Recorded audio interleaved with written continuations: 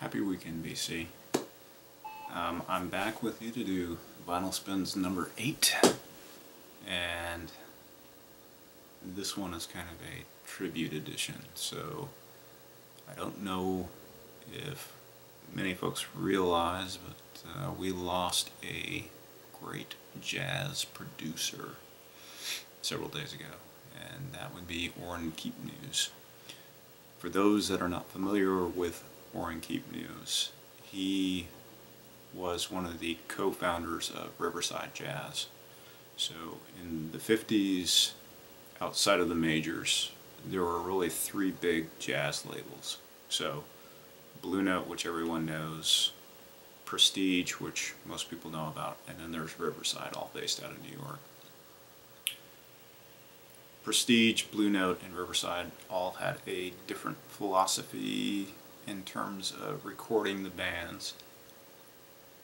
Prestige would bring in the bands and they would do one session in one day, and it would be very spontaneous. And Bob Weinstock, the producer of Prestige, was looking for spontaneity, and that's what his driver was. And you can sense it in some of the recordings. There's a very interesting recording with Miles Davis and Thelonious Monk where you get the spontaneity, but it doesn't turn out that great. It's actually quite amusing to listen to, and here's a picture of the album here. So if you can find it, it's very, very interesting because Thelonious goes off rail, and you can tell there's a little bit of friction between Miles and Thelonious, and I think this is pretty well documented, but it's on tape and it's been released, so it makes for quite the interesting listen. Anyway, going back to Riverside. Riverside, they would book 2 days in the studio, and you would get multiple takes of the song, and they would go for the best take. Blue Note, their approach to it was they would pay the band to rehearse beforehand, and then after the rehearsal, then they would record the album in a day. Riverside, 2 days, just let's get what we can on tape, multiple takes, and if you have any of the CD releases, you get additional cuts. Blue Note is good because if you have the CD releases, you get some additional cut. Very rarely do you get anything out of Prestige because they were going for the spontaneity. Now, there is a very good jazz channel put together by Primack, and he was fortunate enough to interview Orrin Keepnews about a year ago. It's about a 14-part series, and I highly recommend it because he goes in depth interviewing the guy about his work with the various Riverside artists who most everyone is familiar with, and the series is just wonderful, just hearing a man talk about all these different musicians that he's worked with. So let's get into it now.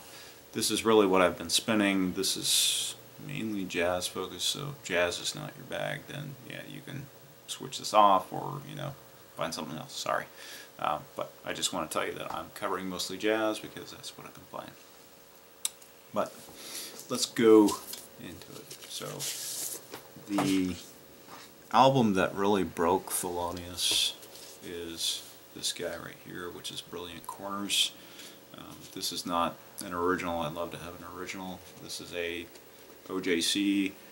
For the guys that are collecting jazz, OJC is a familiar acronym. It stands for Original Jazz Classics. It's not a bad pressing. I think this one came out in the 80s. I think for the most part they were trying to replicate the original label as best as they could. They're still putting out stuff, as far as I'm aware. I don't think they're using the master tapes. They're using production copies or whatever they can find, but they're not bad. But this is the album that really broke Monk into the mainstream. So he started releasing stuff for Blue Note, then switched to Prestige, and then Riverside picked him up, and Riverside is where he hit his stride. He released seven or eight different albums on Riverside before he was picked up by Columbia. But yeah, that's Brilliant Corners is a good album. It's not my particular favorite, but a lot of good stuff on that album. Next up, another good find by Mr. Keepnews, Wes Montgomery. So Wes Montgomery did several different albums on Riverside. This is Grooveyard with the Montgomery Brothers. Fantastic album. I just love Wes Montgomery. This is an original, by the way, and it's on the blue label. For those that are not familiar with Wes Montgomery, very good guitarist. In terms of guitarist, he's really up there with Kenny Burrell and Grant Green. So if you're into jazz guitar, you can't go wrong with Wes Montgomery. Unfortunately, he passed away in the 60s, and the amount of material that's available is pretty limited, but usually it's pretty solid. Next item is another original. This is Dave Pike, Vibraphonist. He's good. This is not a bad album. It features Reggie Workman on bass, Billy Higgins, Barry Harris, and this was cut in '61. Dave Pike did a few albums in the United States, and then he quickly disappeared, and I think he started doing stuff in Europe after this, and some of his European work is highly sought out. He did some albums for Atlantic that are pretty well known as well. Here's another one that is a subsidiary of Riverside called Jazzland. This is just a phenomenal recording by Philly Joe Jones, the drummer. But look at the lineup. You got Cannonball Adderley, Lee Morgan, Benny Golson, Herbie Mann, Blue Mitchell, Wynton Kelly, Curtis Fuller, and Sahib Shihab. So, just a wonderful record. This is what the Jazzland label looks like. I'm not sure if this is an original. I haven't looked it up, but nice maroon label.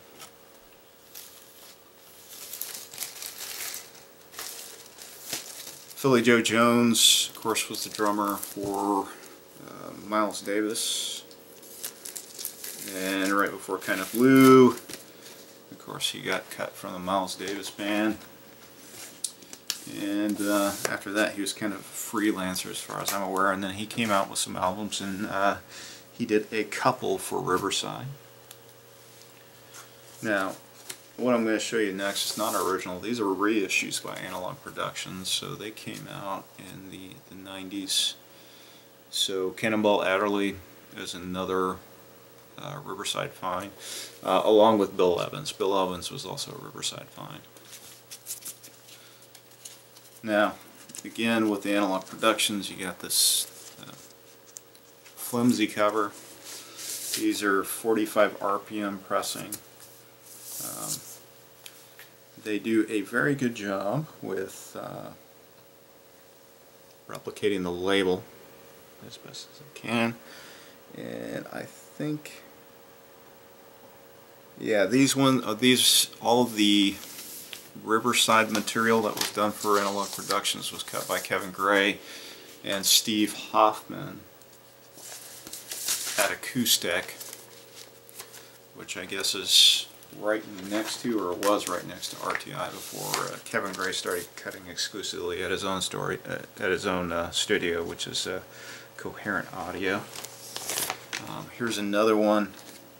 I just grabbed a few of these off my shelf to listen to after I heard about its passing. So this is Thelonious Monk Quartet, Mysterioso. There are a couple cool albums with John Coltrane playing with Thelonious Monk.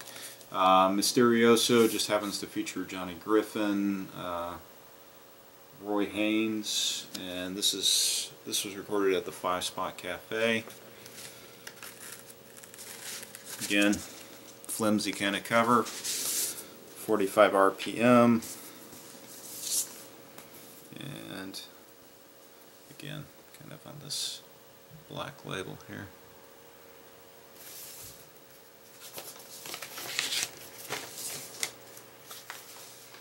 So I think the last thing I'll show you, again folks already know that I'm a huge fan of Art Blakey. This is the Analog Productions version of Caravan.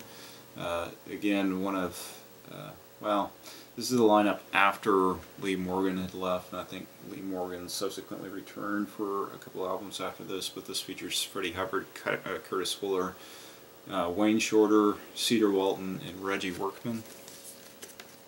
I do have an original of this one as well, and this 45 RPM pressing is really, really good. My original copy is kind of VG, so it's hard to tell really with some of the surface noise, which is better. Now I'll show you a couple of CDs too from Riverside. I'm not the biggest Bill Evans fan, and you know, if I have him on record, it's usually when he's playing as a sideman, so I don't have any of his dedicated albums, but some of his better known ones on Riverside. So here's Waltz for Me Debbie, so yeah, you can see the camera there, the LCD image. Another one is the Bill Evans Trio, Sunday at the Village Vanguard. And his bassist died shortly after cutting this album. So after that, he was so profoundly affected by the death of his bassist that, you know, he didn't record or do anything for a year. So that's just a small sampling of some of the Riverside stuff that I have. I highly recommend it. For me, Blue Note is the best, but you know, there's a lot of good stuff on Prestige, there's a lot of good stuff on Riverside, so definitely give Riverside a sample if you can, and check out the links below. Kind of nice little history by Brett Primack talking to Orrin Keepnews about Riverside recordings. A couple additional things that I'll show you really quickly that I happened to pick up in the mail. So these are dance / electronic stuff. So, well, this is more acid jazz, a little bit electronic, so this is Big Muff.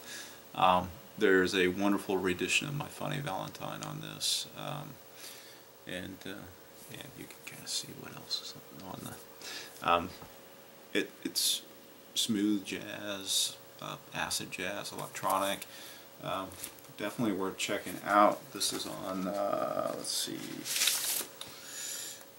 Snapped Records out of New York. It was released about maybe 17 years ago. And I just happened to pick up a sealed copy. Dirt cheap too. I think I got it for like $5. I mean, it's a 2-album set. Really good. The next item I got is a 12-inch single by the Avener, and I just really dig the beat on this guy. So this is an import out of Germany, and the title of the song is Fade Out Lines. Now they don't have a full-fledged album out yet, and this was put out by Capital Music in France, sorry, not Germany. But I really dig the tune. I'll include a link below. A shot of the label. So that's what I have for this week. Hope you've enjoyed it. Shoot me some comments. Let me know what you think about Riverside Jazz, what you got. I'd love to see what other people have. So have a great weekend, everybody.